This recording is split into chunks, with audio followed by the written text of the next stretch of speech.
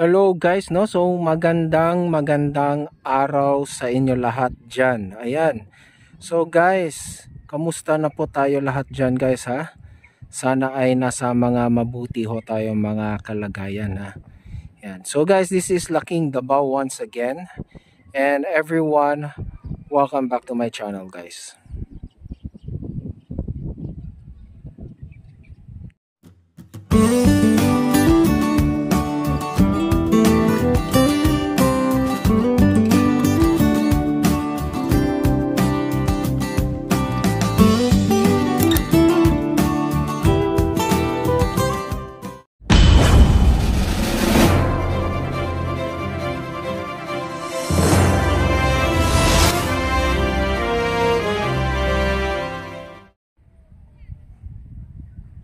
Ayan guys, no? So hello sa inyo at magandang tanghali sa inyo lahat dyan. Ayan, or magandang araw.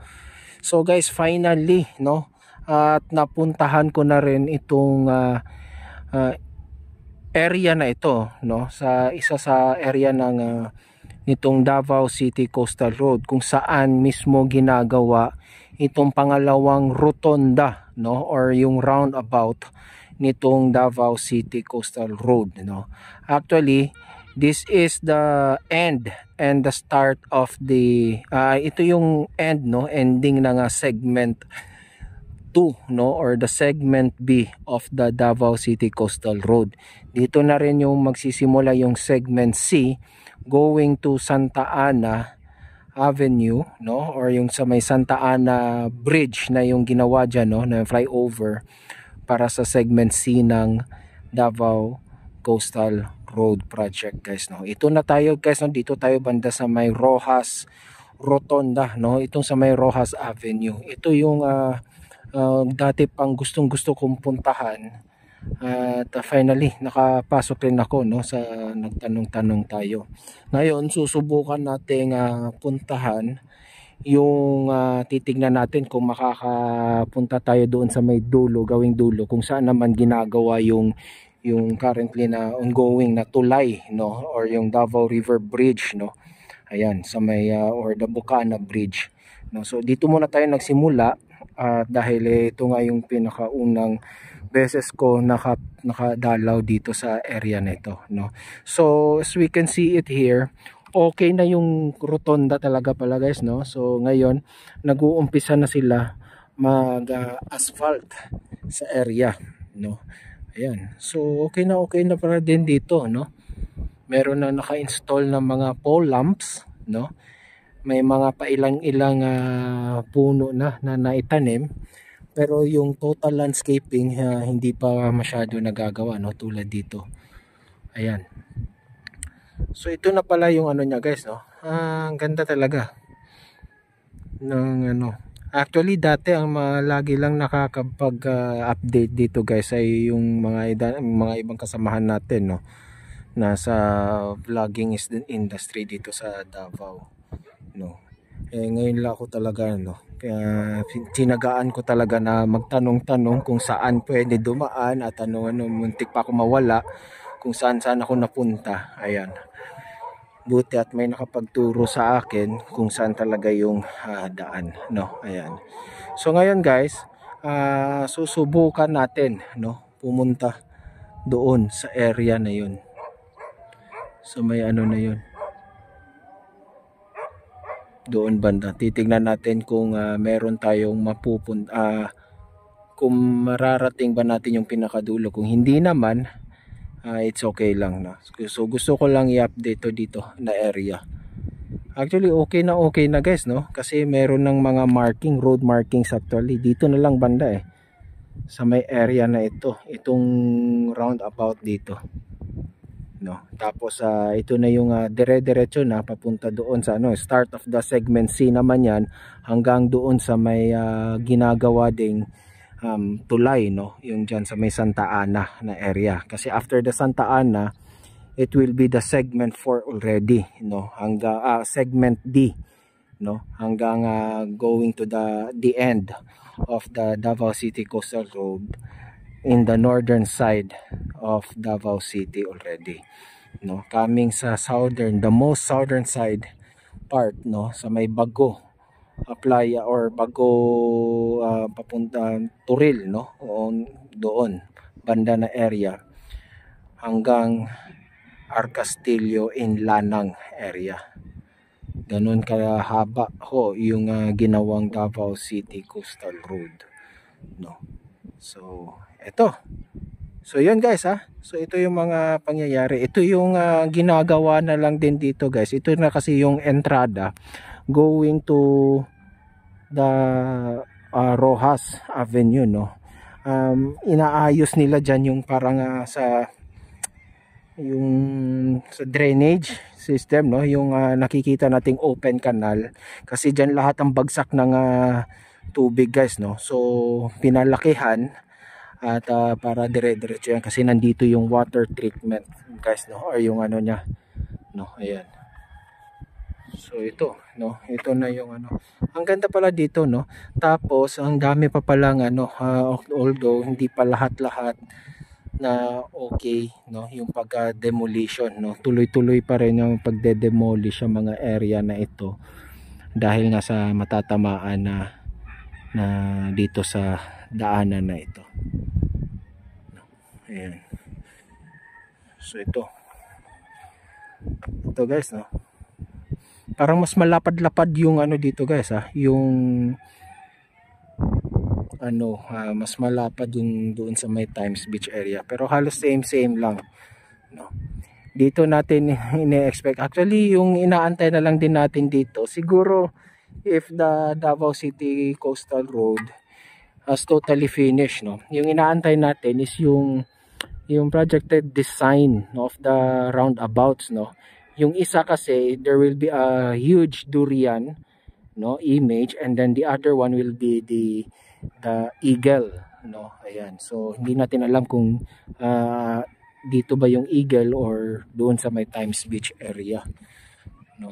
Ayan, so ngayon pupuntahan natin yung doon sa may ginagawang tawag nito, ginagawang tulay guys, no. Subukan natin pumunta doon, no. Ayan. So let's go guys, antayan magano tayo, subukan natin doon. So dito tayo ngayon guys, no. Ayan, try natin, subukan nating puntahan kung saan yung may ginagawang tulay, pero sabi nung tao, no, hindi daw makakapasok, medyo bandang ano na, medyo malayo-layo pa daw. So subukan na lang natin, tignan natin kung makikita natin, no.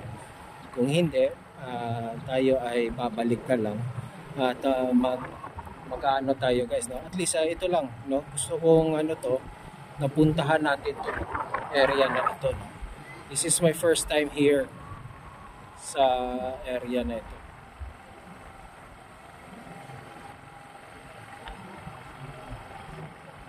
Actually okay na siya guys, no. Ayan, yung inaantay na lang talaga dito is yung para maipagduktong yung itong Davao City Coastal Road na segment B, no. Yung which is yung inaantay talaga is yung tulay dyan sa may Bukana, no. Yun na lang talaga, no. But here, so yung ginagawa sa segment B is the river bridge, no, or the Bukana Bridge, at itong rotonda, no, kung saan tayo nagsimula nitong vlog. But the rest is already ano na, no, okay na, no. A little bit of landscape na lang dyan sa may sidewalk, retouch of the painting, no. Ayan, no, yun na lang kasi okay na yung kalsada, okay na yung road markings, no. Ayan, no, may mga street lamps na. So yun na lang yung inaantay, no. Ayan, so laking ginhawa talaga itong Davao City Coastal Road guys, no? Forever. Ganda rin ang view dito guys, oh. Ang ganda ng view ng Talikod at saka itong Samal.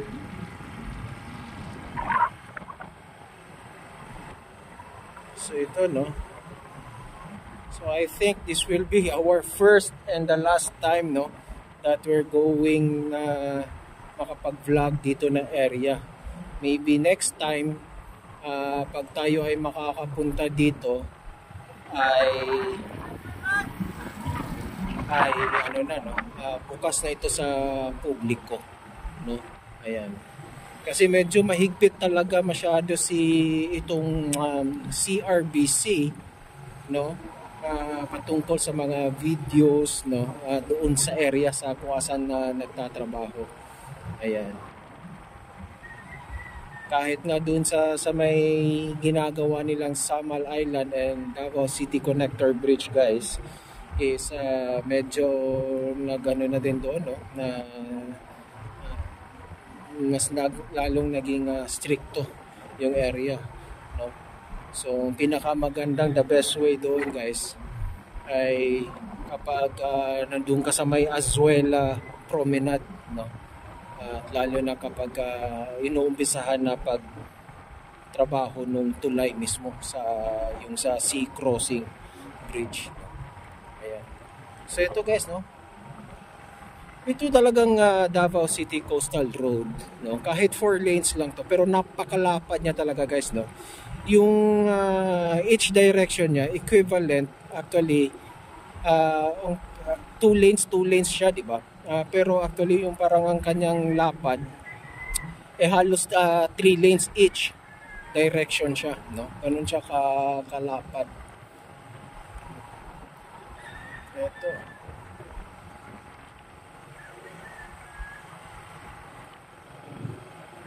So mukhang papalapit na tayo, kaya lang may nakikita akong malaking mukhang binakod, no. Nilagyan ng bakod. So malamang hanggang dyan lang tayo, no? Ayan. So wala pa naman tayong mga drone pa. Next time soon, no, nakapag-ipon tayo. Andahan lang. Pag ganito na lang muna tayo, guys. Okay? So ito. See, totally okay na yung ano, guys, no? Okay na yung daan talaga, no?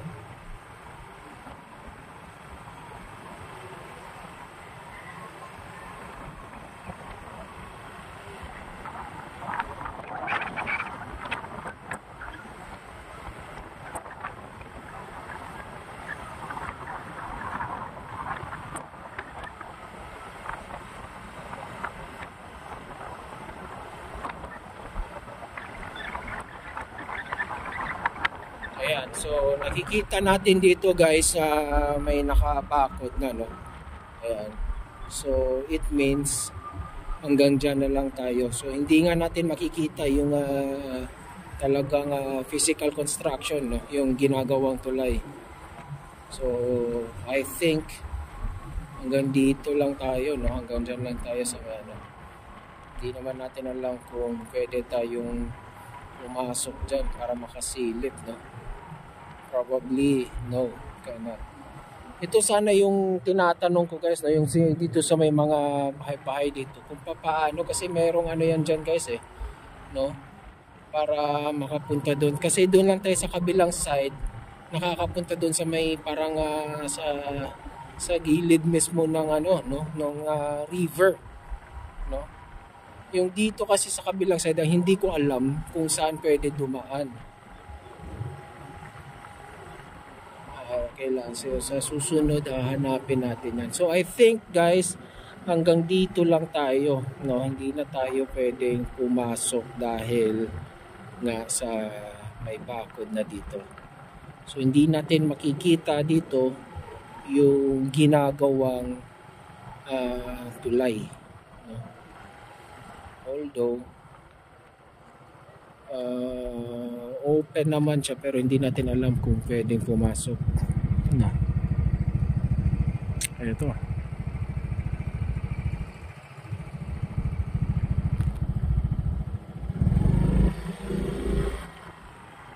Ito na yung ano, kasi pag kurbada mo dyan, kasi yan na yung mismong tulay, ano.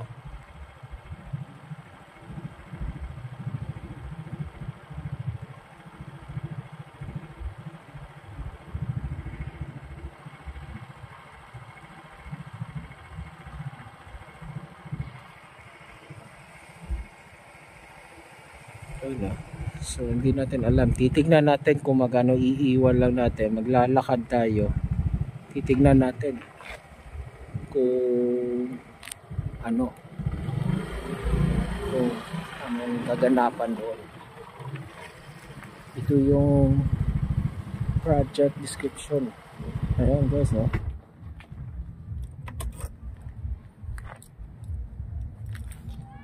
So dito guys, ha, so subukan natin maglakad at silipin kung pwede ba, kung makikita ba natin dito yung ginagawang tulay. Let's go now. So ito, lalakad tayo. Ito guys, no? Ayan, ito yung magiging view kapag dadaan kayo dito in the future. So ito na nga guys, no? May nakikita tayong mga nakatayo ng poste, no? Ito, titignan natin. Lalapit tayo guys. Ayan pa mga nagpipiknik dito, no? Ayan. Meron silang parang ano dyan eh. Yung parang fish pen.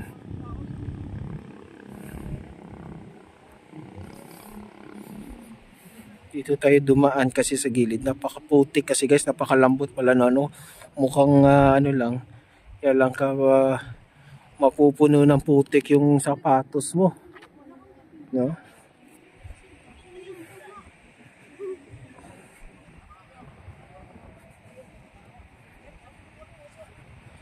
So ito, yan, tuloy-tuloy pa rin yan, no? Dami na palang malaki-laki na rin pala yung nagagawa dito guys, no?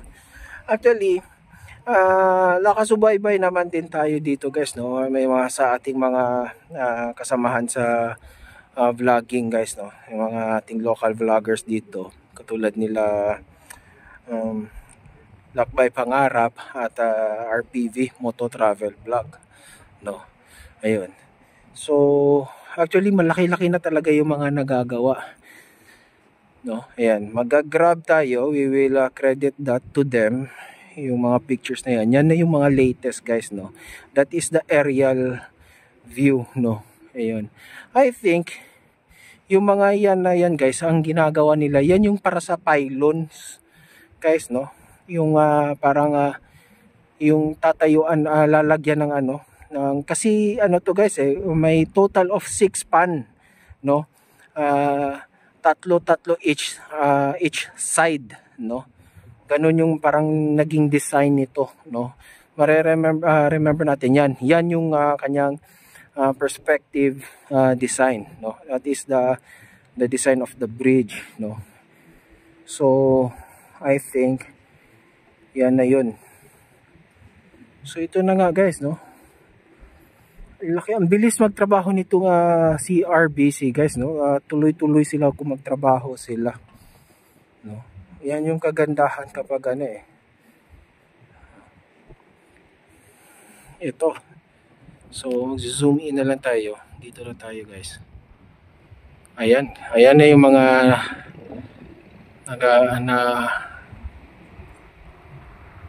poste na naitayo na guys, no? Ayan.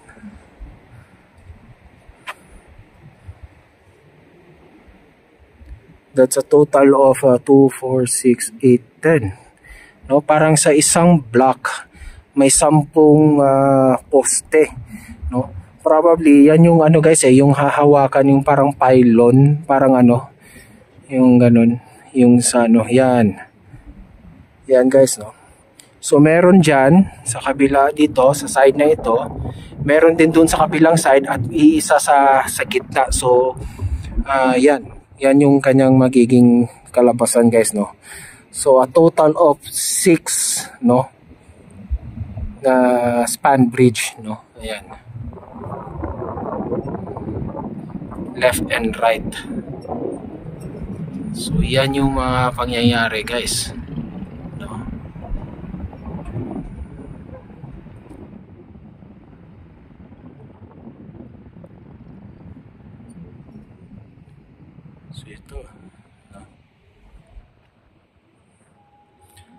They're on break. I think they are on break, no? Ayan, nagpapahinga yung mga ating mga na trabahante dito sa area na ito.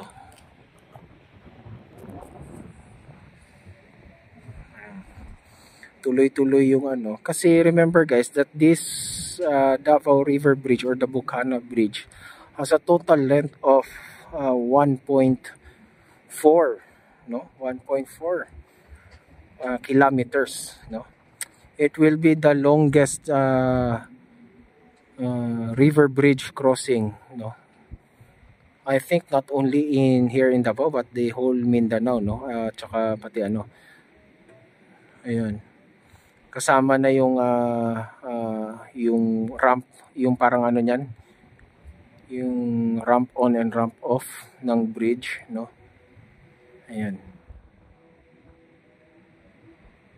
So next time around guys, doon tayo ulit, no? Pupunta tayo doon ulit sa kung saan tayo dati nakapag-vlog.